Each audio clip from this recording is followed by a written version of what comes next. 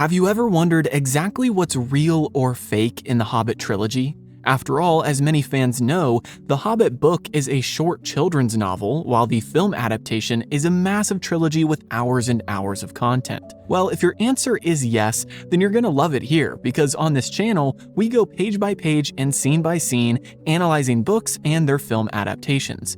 And today, I'm gonna be talking about one of the most notorious parts of the Hobbit trilogy: the final hour of the Desolation of Smaug. Why does this part of the movie stand out? Well, because in the book, it is a single chapter, which in my copy of The Hobbit is only 18 pages long. But because of fabricated plot lines from earlier on in the movies, things are starting to have a compound effect, and we kind of reach the breaking point right here, as these 18 pages are expanded to nearly an hour's worth of content, 90% of which isn't even based on the text at all. So what is pulled from the book? And what was added? Well, by the end of this video, you'll be an expert on exactly that, and I'll leave it up to you to decide if Peter Jackson and his team made the right decision for this second installment in the Hobbit trilogy. My name is Gibby, and welcome back to episode 9 of Movies vs. Manuscripts, the Hobbit Edition.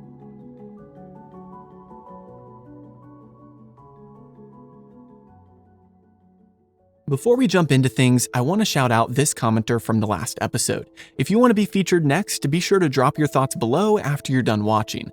As always, I'll cover all the changes across the 4 major categories of characters, timeline, location, and plot. But first, let's recap what happened during this final third of the Desolation of Smaug. That way, it's fresh on our mind for the analysis. And don't worry, I'm going to do my best to summarize this hour-long sequence of scenes in only a couple of minutes, in a record-breaking segment of movie recap. So picking up from our last episode, the movie cuts to Killy nearly dying in Lake Town as Beaufort tries to find some Kingsfoil. The movie then jumps to Balin and to Bilbo as they walk down a tunnel toward the center of the mountain, where Bilbo will try to find the Arkenstone. Balin tells him that he doesn't have to go, but Bilbo insists that he must hold up his end of the bargain. Then we cut to Gandalf, who faces off with Sauron and Dol Guldur and is ultimately defeated and captured. Then going back to Bilbo, we see him walking through piles of jewels and gold as he hunts for the Arkenstone. Eventually he wakes up Smaug and they have a pleasant conversation. Then we see Bard getting arrested and Thorin refusing to go in and help Bilbo, who is surely being eaten by a dragon. But behold, he is not. We see Bilbo running and hiding from Smaug, who is getting more and more unpleasant by the second, and eventually he puts on his ring and runs off. Back at Lake Town, orcs begin to attack the dwarves there, and Tauriel and Legolas show up to save the day. After chasing off the orcs, Legolas pursues them while Tauriel stays behind and heals Killy. Back at the mountain, Bilbo runs into Thorin, who is already falling under the dragon sickness, and isn't happy that Bilbo hasn't found the Arkenstone yet. But before Thorin can kill Bilbo, Smaug shows up and all the dwarves run away from him. We then see an elaborate chase scene in which the dwarves somehow escape death multiple times in the most ridiculous ways possible. And by the end, they make poor old Smaugy feel so bad that he leaves the mountain and flies to Lake Down. And that is where the movie ends. Anyway, let's get into our analysis by jumping into the first 3 categories of characters, timeline, and location, all of which are pretty simple this week. Out of these first 3 categories, our characters were changed the most. To start, Tauriel and Legolas obviously are not involved in this chapter, as neither of them appear anywhere in the book. Speaking of people who don't show up in this chapter, by the way, we have Bolg and the other orcs, as no one is hunting down Thorin's company in the novel. If you watched last episode, you know our next character difference is of course Alfred. The Master was in the book, but Alfred is nowhere to be found. And Bard himself is a little different, as he only shows up in the following chapters during and after the attack. We don't have a big backstory or underlying plot for him prior to the attack, and the Master doesn't trick him and arrest him. And lastly, for our character category, the movie messed up Gandalf, who is nowhere to be found in this chapter. And that segues perfectly into our timeline and location categories, which I'm going to combine this week as they have the same difference. The Dol Guldur subplot is completely incorrect in the film. I won't dive into the nitty-gritty details, but regarding timeline, Gandalf visited the fortress like 90 years before Thorin went on his journey to reclaim Erebor. And regarding location, obviously, Dol Guldur as a whole is not mentioned in this chapter, and therefore not in these scenes. If you'd like a way more detailed explanation of Dol Guldur's complete timeline, I made an entire video all about that, and I'll link it in the description. Now, before I head into the meat and potatoes of this video, I'd like to thank Jason, Joshua, Timothy, RoboSteve, and the rest of my incredible Patreon supporters who help make videos like this possible every month. Also, if you haven't already, feel free to grab a copy of The Hobbit on Audible to continue going through the series with me every other week. You can now use the link in the description to claim your free trial and support the channel at the same time. Now, with all that being said, let's dive into the plot changes. Obviously, I'm going to try my best to cover everything in chronological order, but as you heard during the movie recap, they jump around quite a bit. But our first few changes today come right at the beginning and are quite obvious. First, Kili isn't injured, and therefore there aren't any dwarves still in Lake Town. When they left the town, they all left together, and they're all at the mountain when Bilbo finds the door and they enter it. Like I mentioned earlier, this is the point where a lot of previous fabrications are compounding and having an effect on these later moments. For example, no barrel scene equals no injury, and no injury equals no Kili and others still in Lake Town. Which brings me to the next change, and that is the addition of Tauriel and Legolas. If you're a regular viewer of this series, then you're probably sick of me mentioning it, but hey, it's my job. Anyway, when we look at what is real versus fake, Legolas is obviously a real character, and Tauriel is not. She was completely made up in order to create a romantic element in a story that is devoid of romance.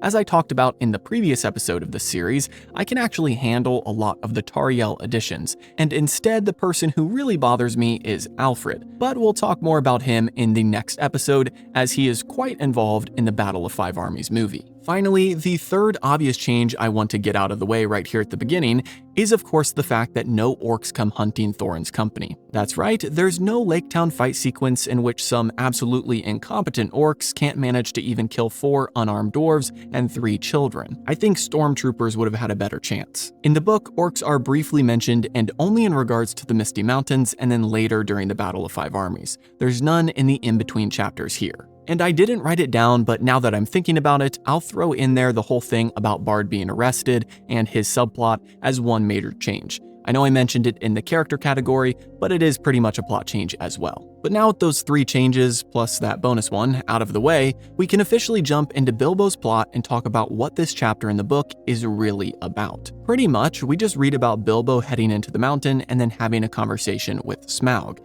Then Smaug gets mad and goes to Lake Town. But wait, don't jump ahead just yet. I know even from that very brief summary, you've probably pieced together a few changes. But let's break this down one by one. First, let's look at the ring.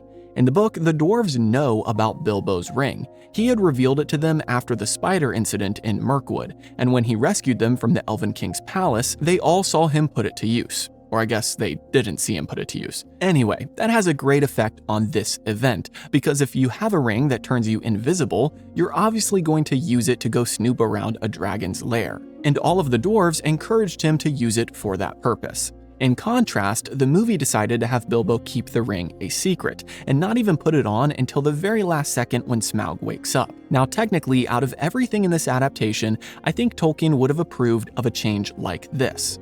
Why? Well, Tolkien wrote The Hobbit way before the release of The Lord of the Rings. Therefore, a lot of these details, like the ring's significance, had not yet been fleshed out in Tolkien's mind.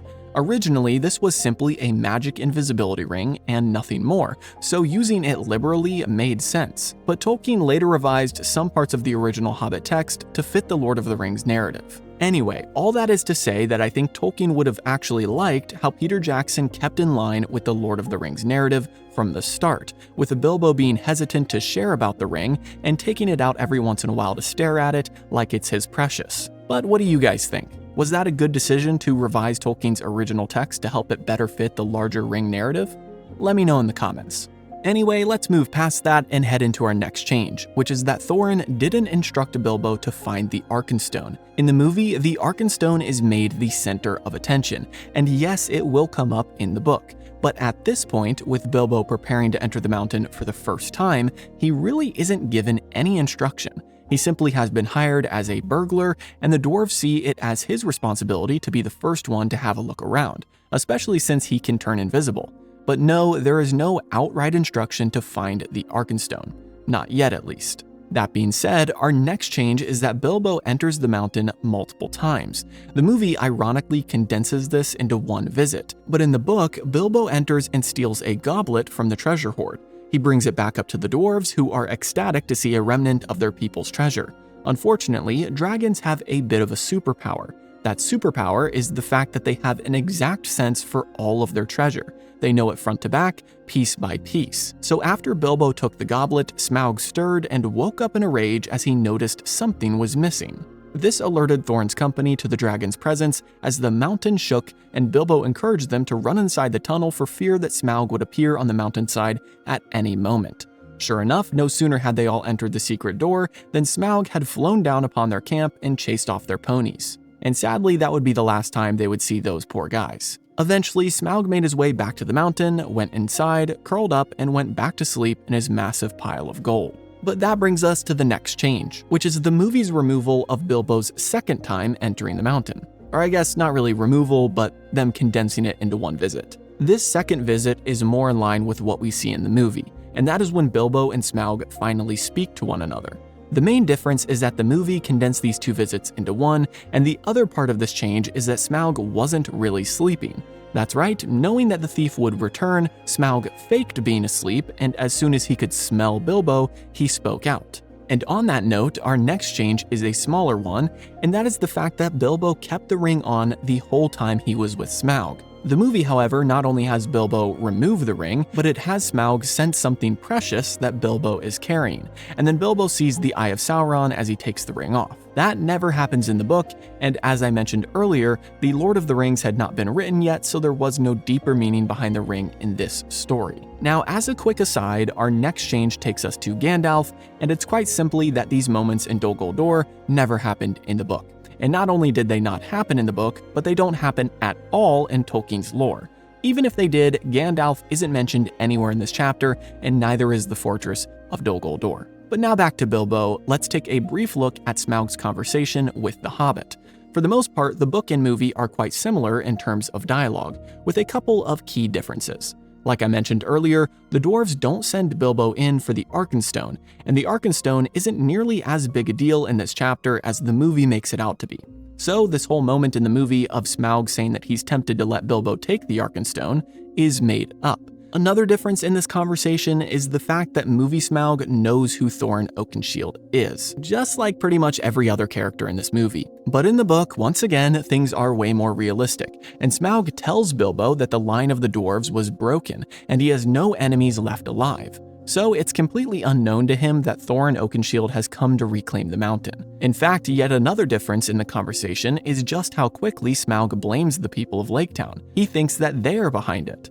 Bilbo's mistake was mentioning the barrels. As soon as Bilbo mentioned the barrels, Smaug's imagination went wild, thinking of how the men of Laketown were plotting against him. And this is ultimately what causes him to leave and go attack the town. And on that note, let's head into our next change here as Bilbo wraps up the conversation with Smaug.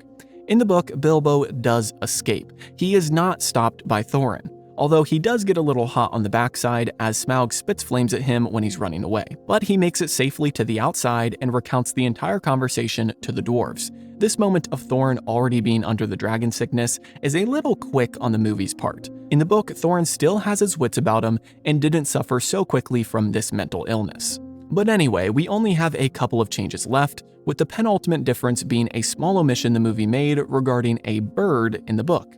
A bird, you ask? Yes, a bird. In fact, a thrush knocking on the mountain. After Bilbo escaped and spoke with the dwarves about his conversation with the dragon, they all sat outside and there was a thrush next to them that irritated Bilbo. He began yelling at it and telling the others that it gave him a bad feeling and that he thought it was listening to him. Thorin then confirmed his suspicions by saying that back in the day, their people could communicate with the birds and use them to deliver messages. Thorin then tells Bilbo to leave the bird alone as it very might well understand them and be an ally. The thrush eventually leaves them, but it will return later and we'll see that there's more to these birds than meets the eye, so tuck that away for a future episode. I won't cover it right now because we actually get into it in the next couple of chapters in the book. But finally, our last change for this chapter brings us to a decent portion of the movie. I think this takes up about 15 minutes or so, and that is the massive chase sequence in which Thorin's company run from Smaug and lead him into the Great Hall, where they trick him into nearly getting drowned by gold. This might be more ridiculous than the barrel scene.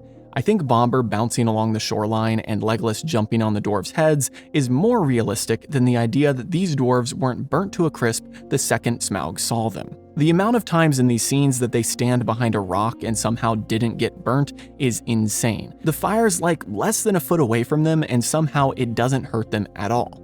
But oh well, it looks cool on film, I guess. And in the book, it's a lot more boring as Smaug just leaves after his conversation with Bilbo and he attacks Lake Town. So they wanted a climactic moment for the second film. Who can blame them?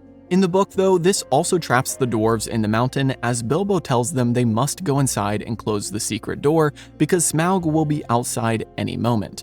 And then for the second time, they head inside just in the nick of time as Smaug crashes down on their door before heading to Lake Town, thus trapping Thorin's company inside of Erebor. And on that note, we've not only finished up our changes for today's episode, but all of the revisions and omissions in the Desolation of Smaug. If you've been watching along for the whole series, comment below what you think the craziest change was in this second movie. And if you're new here, please like and subscribe if you enjoyed, as it greatly helps the channel grow. And on top of that, you can binge watch all the old episodes using the playlist linked in the description. So catch yourself up and get ready, as in a couple of weeks I'll be back to kick off the final movie in the Hobbit trilogy. Have a great week, and I'll see you in the next video.